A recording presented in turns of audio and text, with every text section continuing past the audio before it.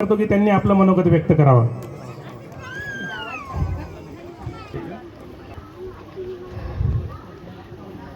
अखंड हिंदुस्थानाचे आराध्य दैवत छत्रपती शिवाजी महाराज यांना मानाचा मुजरा करते. आजचा कार्यक्रम अनेक हजारो कार्यक्रम करत असते, पण आजचा कार्यक्रम माझ्यासाठी फार वेगळा आणि आगळा कार्यक्रम आहे. ज्या ठिकाणी भावाचा कार्यक्रम आहे त्या ठिकाणी बहिणीने काय बोलावं, जितकं बोलेल तितकं कमी पडेल, एवढं आम्ही सगळे जितेंद्र पाटील म्हणतायत, पण आम्ही आमचा जितू दादाच म्हणतो. जितू दादा प्रत्येकाच्या मनात, जरी तो माझ्यापेक्षा मोठा असेल तरी माझ्या मोठ्या ताईबरोबरच तो वर्गात होता.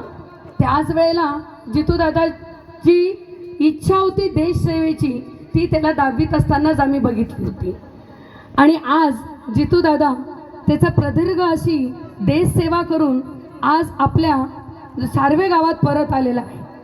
आणि अभिमान वाटतो की त्याची बहीण म्हणून आज मला त्याच्याविषयी बोलण्याचं जे सौभाग्य लाभलं.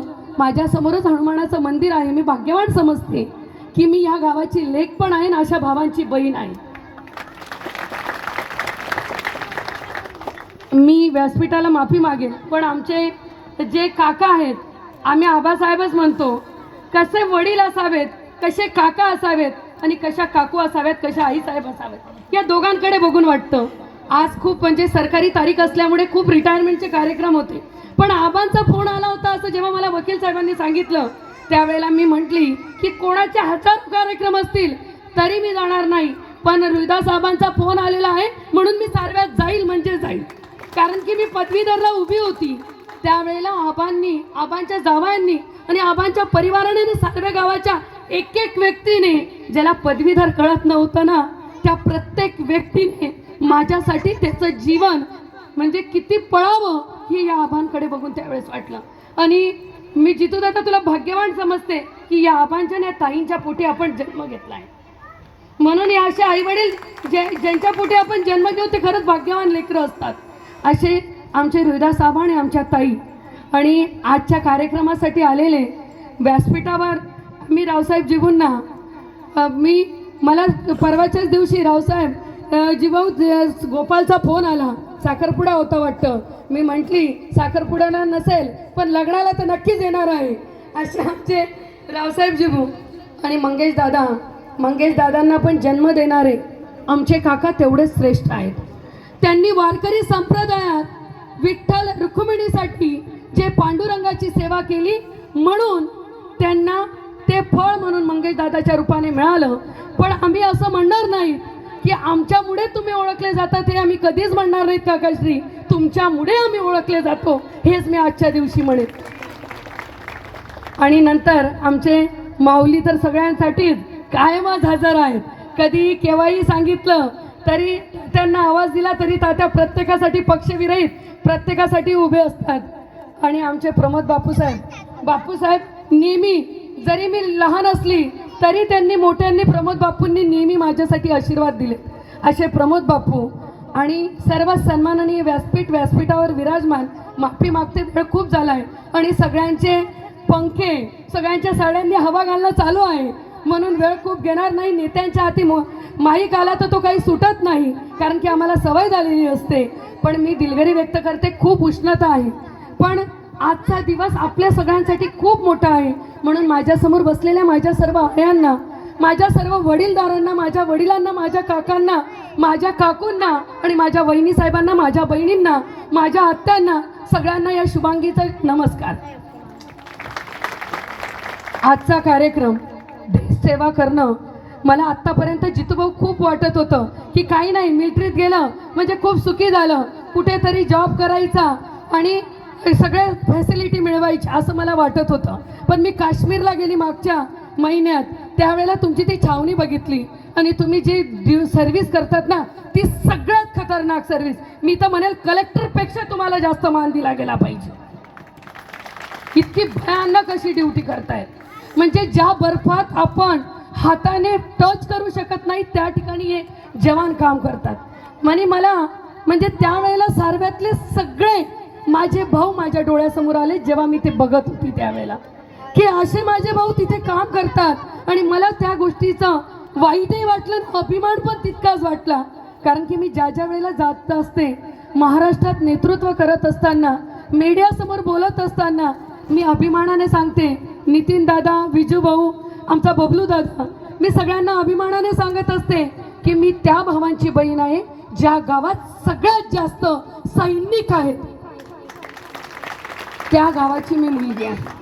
देश सेवेसाठी या गावाने जणू वाहूनच घेतलेला आहे. म्हणजे हे गाव जरी बाँड्रीवर असलं, पाचोरा तालुक्यातलं शेवटचं गाव असलं, चाळीसगाव तालुक्यातलं शेवटचं गाव असलं, पण तरी सुद्धा या दोघं तालुक्यांचं, बडगाव, पाचोरा, चाळीसगाव या तालुक्यांमध्ये इतर गावाच्या लोकांना वाटेल शुभांगी काहीतरी वेगळं बोलते, पण जीवाहू मी तुम्हाला सांगते, सगळ्यात काही नाविन्य असेल ना तर ते माझ्या सारव्यात आहे. तुम्हाला प्रत्येकाला माहिती आहे, माझे आई वडील जरी शेतकरी असले तरी त्यांच्या मुली, त्यांचे मुलं हे प्रत्येक ठिकाणी, म्हणजे आमचे दिनेश सरांसारखे प्रमोद बापूसाहेबांकडे शिक्षक आहेत, प्रामाणिकपणे सर्व्हिस करत असतात. कधीच आडकाठी घेत नाहीत आणि आपल्या तसूवर सुद्धा आपल्या सेवेत ते वेळ वाया घालत नाहीत. पण जितू भाऊ, आज मी तुला म्हणजे मनापासून आभार मानेन. या भारतातलं एक यशस्वी, या भारताचं संरक्षण करण्याचं काम तू करून दाखवलं. ते आम्हाला कोणालाही जमलं नाही, ते काम तू करून दाखवलं. आणि वहिनी साहेबांनी तुला ती साथ दिली, कारण की घरचा परिवार जर साथ देणारा असेल तर आपण व्यवस्थितपणे आपलं कर्तव्य बजावत असतो. म्हणजे आमच्या यांनाही माहिती, प्रमोद बापूंना इथे व्यासपीठावर बसलेल्या सगळ्यांना माहिती, घरी आमच्या वहिनी व्यवस्थित आहेत, आमच्या वहिनी साहेब व्यवस्थित आहेत, म्हणून आम्ही सगळं राजकारण करू शकतो. विवेक सूर्यवंशींनी मला साथ दिली नसती तर आज महाराष्ट्राची शिवसेनेची उपनेत्या किंवा शिक्षकांची नेत्या म्हणून मी जन्माला पण आली नसती. आणि माझ्या वडिलांनी, भास्कर पाटलांना काही समजत नाही पदवीधरमधलं, आबांना, रोहिदास आबांना काही समजत नव्हतं, त्यांना मिलिटरी, शिक्षक हे काही कळत नव्हतं, पण माझ्या आईवडिलांनी आणि माझ्यासमोर बसलेल्या माझ्या आयांनी त्या मुलांसाठी, आमच्या प्रत्येकासाठी जो संघर्ष केलेला आहे ना, ते कोणत्याच गावातली व्यक्ती करणार नाही, एवढा संघर्ष यांनी आमच्यासाठी केलेला आहे. म्हणून आज आम्ही सगळे व्यवस्थित काम करू शकतो. आणि त्यांना मिळणाऱ्या म्हणजे सुनाई त्याच परीने आहेत, सुनांनी सुद्धा त्यांचं कर्तृत्व त्याच पद्धतीने सिद्ध केलं आहे. म्हणून जितू दादा, तुझी मिरवणूक काढली तर खरंच आनंद वाटला. तुम्ही प्रत्येकाला एक विनंती करते, आपल्या गावातला जो जो मुलगा असेल ना, तो देशसेवा करत असेल ना, तर आपण प्रत्येकाने एकजुटीने त्याचा निवृत्तीचा कार्यक्रम ह्याच पद्धतीने केला गेला पाहिजे. हे दावे सोडून सगळं, कारण की तुम्ही गाव खूप चांगले आहेत, तुमच्या गावातली मुलं खूप भाग्यवान आहेत की त्यांना तुमच्यासारखे आई वडील मिळालेत. आम्ही दोघं वकील साहेबांची, माझी अनेक गावांमध्ये फिरत असतो, रोज 10 भाषणं करत असते, पण मी नेहमी म्हणत असते, सारव्याची मुलं खूप लकी आहेत की तुम्हाला असे आई वडील मिळालेले आहेत नितीन दादा सगळ्यांना. आणि आज आपले बापू नाही आहे, मी त्यांना श्रद्धांजली अर्पण करते, पण खरंच भाग्यवान आहे की ते कधीच तुम्हाला म्हणत नाही हे करू नको का ते करू नको. आमच्या गोपालला माझे वडील सगळंच देत असतात, तसे आबा जितूला पण सगळं जितू दादाला देत असतात. म्हणून तुम्ही भाग्यवान आहात की तुम्हाला माझ्या आईवडिलांसारखे आईवडील मिळालेले आहेत. आणि तुम्ही पण भाग्यवान आहात की तुमच्या मुलांनी तुमचा शब्द त्याच पद्धतीने पाळला आणि आज देशाची सेवा करून यशस्वीपणे घरी येणं तितकं सोपं नाही.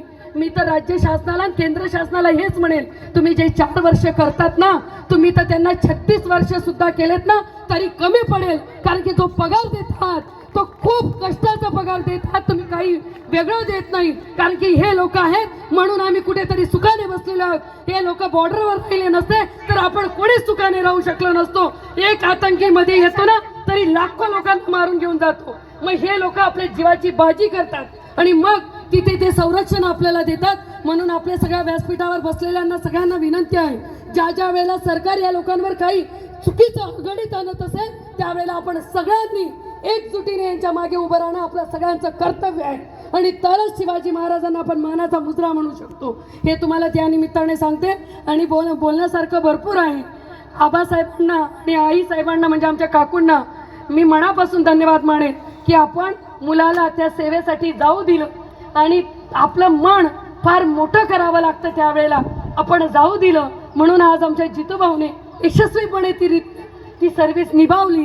म्हणून मी तुमच्या सगळ्यात आधी मनापासून आभार मानेल जितूभाऊच्या आधी, आणि त्या बहिणींना, त्यांच्या परिवाराला आणि माझ्या सर्व गावाला सगळ्यांच्या मनापासून आभार मानते की तुम्ही सगळ्यांनी आपल्या मुलांना चांगले संस्कार दिलेत. म्हणून आज 16 आज आपण सगळेजण बघत आहोत आणि पुनश्च एकदा जितूदादाला आणि परिवाराला, वहिनी साहेबांना, सगळ्यांना माझ्या शिवसेनेच्या वतीने, माझ्या पदवीधर मतदारसंघाच्या वतीने मी मनापासून शुभेच्छा देते.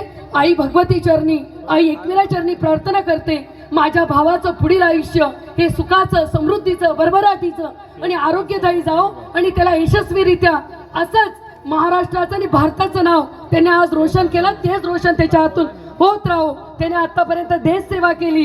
जितू दादा आता समाजसेवा तुझ्याकडून अपेक्षित विचार करते. आणि पुन्हा एकदा म्हणजे अधिक मास आहे, बहिणीने काही मागितलं तर ते दिलं जातं, म्हणून मी तुला विनंती करते की तू देशाची सेवा जशी केली तशी आपली गावाची, आपल्या तालुक्याची, आपल्या राज्याची आणि आपल्या समाजाची सेवा तुझ्या हातून घडत राहो एवढंच म्हणते. मला बोलण्याची संधी दिली, पुढे जायचंय.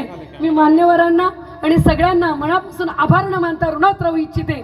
कारण की हनुमानजी मला ज्या ज्या वेळेला जन्माला घालेल त्या वेळेला सार्व्याची लेख म्हणून महाराष्ट्रात जेव्हा विचारलं जातं शुभांगी कुठली मुलगी आहे, शरद पवार साहेबांनी विचारलं होतं बसून इलेक्शन झाल्यावर, वडील काय करतात, आमदार आहे का, पुण्यावरून आली का, नाशिकवरून आली का, त्यावेळेला अभिमानाने सांगितलं सार्व्यातलं एक पाचोऱ्यातलं एक छोटंसं गाव आहे सार्व, मी मला मोठं गाव म्हणते, त्या गावाची मी लेख आहे आणि म्हणून मी काहीतरी होऊ शकली असं अभिमानाने सांगते. म्हणून हनुमानजींच्या चरणी नतमस्तक एकच मागते, ज्या वेळेला जन्माला घालशील त्या वेळेला हे सगळ्या महान भावांची बहीण म्हणून आणि तुमची लेख म्हणून जन्माला येऊ दे एवढंच म्हणते. थांबते. जय हिंद, जय महाराष्ट्र, जय जिजाऊ, जय सावित्रीबाई.